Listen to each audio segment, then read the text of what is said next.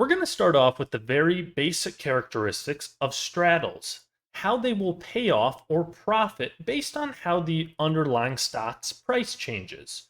Then we'll get a little bit more complicated and talk about the time decay involved with straddles. And then finally, we'll jump into an actual brokerage account and I'll show how you can execute a straddle in your account. A long straddle combines a purchase of a call option and a purchase of a put option on the exact same stock with the same strike price and the same expiration date. This is really a bet on high volatility. An investor that thinks that a stock is going to move, the price is going to move a lot, but they're not sure which direction the price is going to move in, will find a long straddle an appealing strategy. And to demonstrate the profits or payoffs, I have entrusted my favorite tool, Excel. So as you'll see in this formula, the profit for a long straddle is just equal to the profit of a long call plus the profit of a long put. So I'm going to track the payoffs of a long call at all the various different stock prices at expiration here.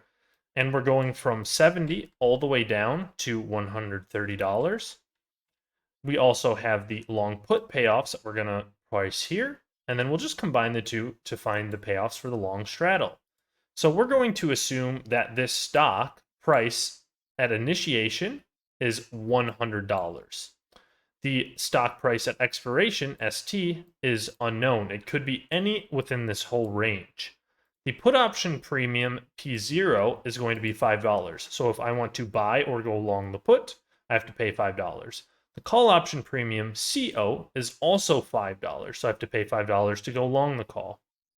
The strike price underlying both the call option and the put option is $100. So currently the strike price matches the stock price at initiation.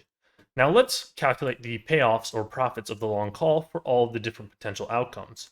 So our profit for the long call is just going to be equal to the max of the stock price at expiration minus the strike price, F4, or 0. So let's close it now.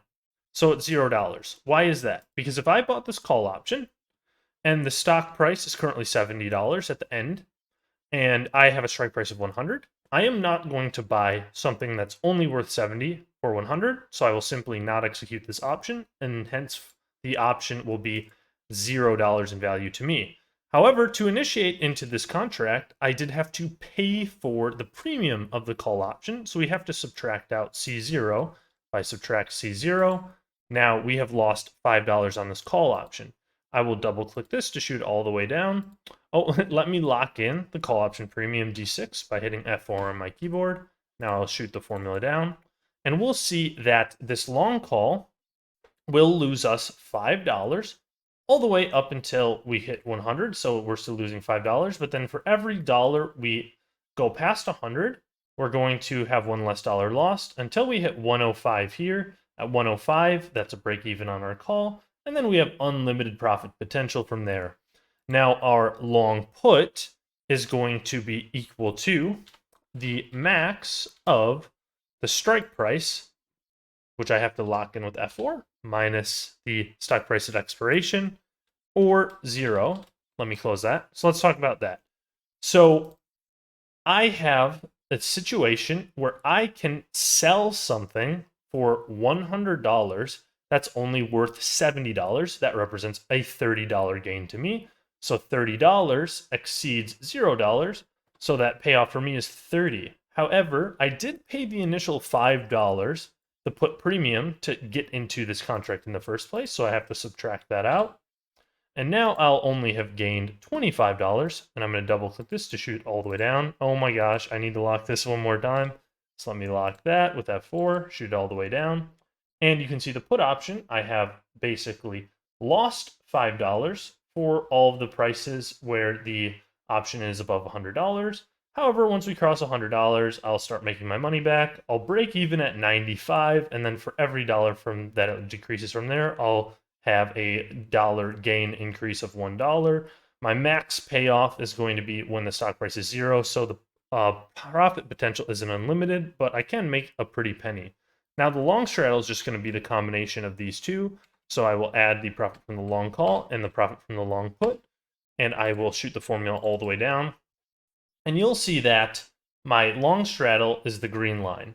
And so we can see that when the stock price, the ending stock price of 100 is close to the current stock price of 100, that is when we have the least amount, or we lost the most amount of money. So in this situation, we have lost $10.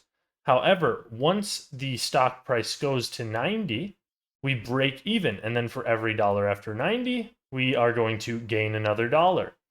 And then on the upside, once we hit 110, we've also broken even. And then we have actually unlimited potential to gain money as the stock price further increases.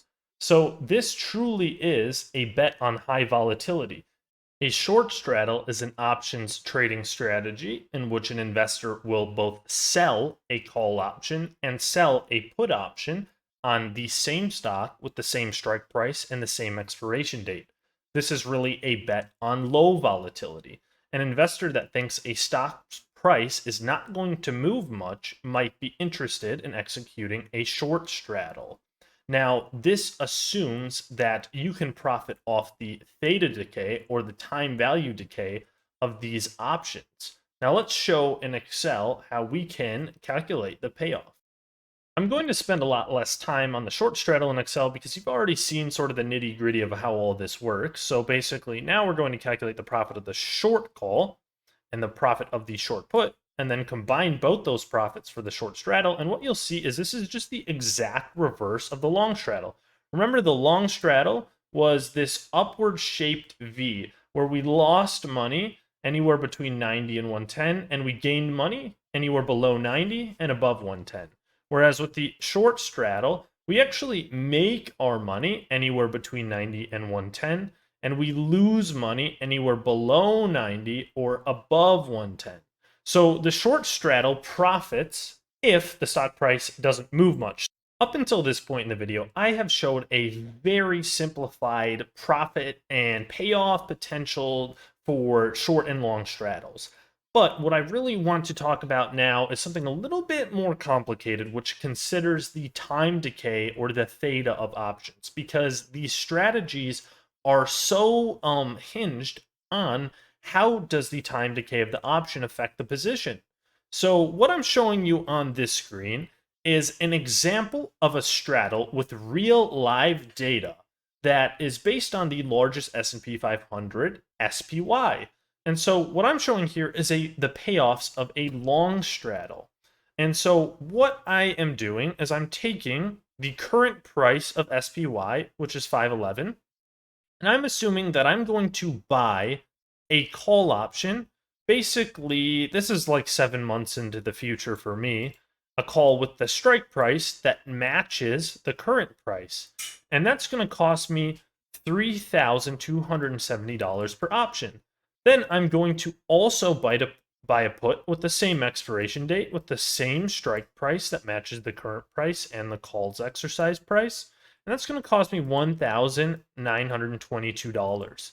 Okay, and so basically, this is going to cost me a total of this amount plus this amount right at the very beginning, which is about $5,200.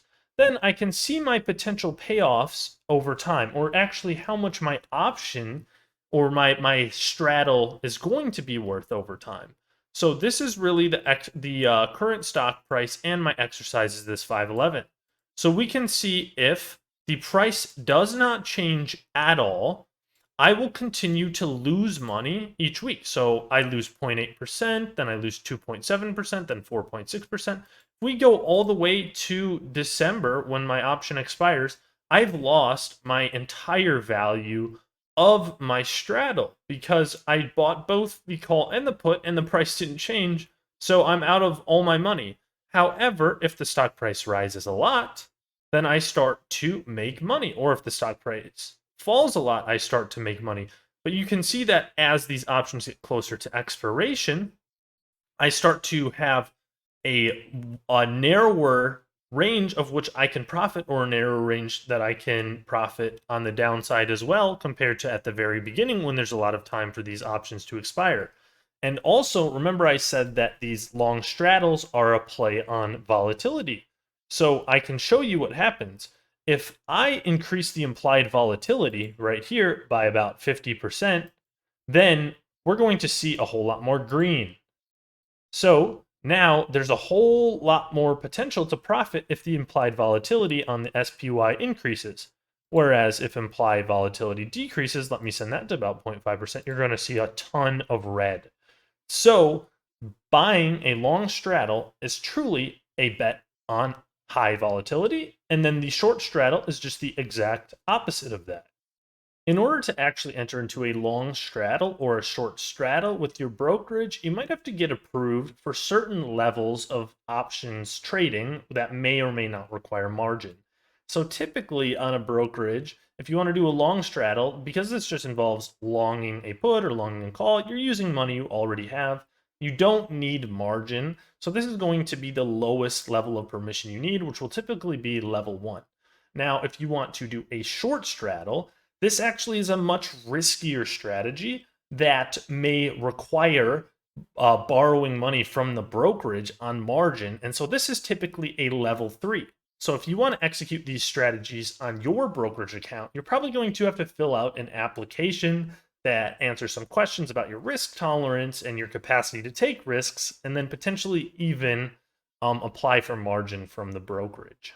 Now, really quickly to finish this video off, I'm going to show you how you could actually execute a straddle in your brokerage account. Doesn't matter if you use Robinhood, Fidelity, E-Trade, Charles Schwab, whichever one you use, they should all function somewhat similarly. So you can go to the actual ticker you're interested in. I'm looking at SPY, and so there should be an option somewhere to get to the options chain. So for Fidelity, I find that right here. It's going to pop up with all the potential call and put options, and I can basically click by date. So for me, it is May 3rd. And so maybe I'll just look like a week out. So I'll look for May 10th. I'm going to see over here's all the calls. Over here is all the puts. And then this is basically May 10th. And then to execute the straddle, I'm going to want to look at a price that is nearest to the current price. So the current price is 511. This is the strike price for 511. So let me look to buy this call option right here. This pops up. So right now I'm looking at buying the call, but I'm going to switch that to straddle. Now I will hit action, buy to open, because I don't have any of these positions yet. Now I'm going to, for quantity, I'll do one contract.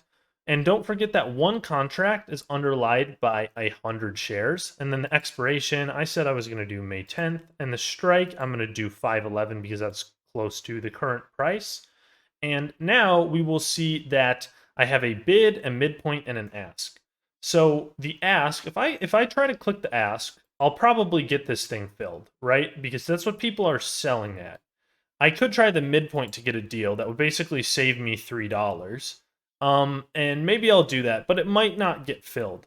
And so how this price is really being determined is that it's basically taking the price from the call multiplied by 100, so like 381, then taking the price from the put, multiplying that by 100, like 232, and then adding those together, and that's the price. Now I can click on this preview order. I might have some small fees, but there you go. Now I have actually entered into a long straddle if I execute this trade. I do appreciate you making it to the end of my video. If you'd like to download the Excel file I created for free, you can click the link in the pinned comment or the description. And if you'd like one-on-one finance tutoring with me, you can also find a link for that in the pinned comment or the description. And if you'd like to watch another one of my videos on options, you can find those here or here.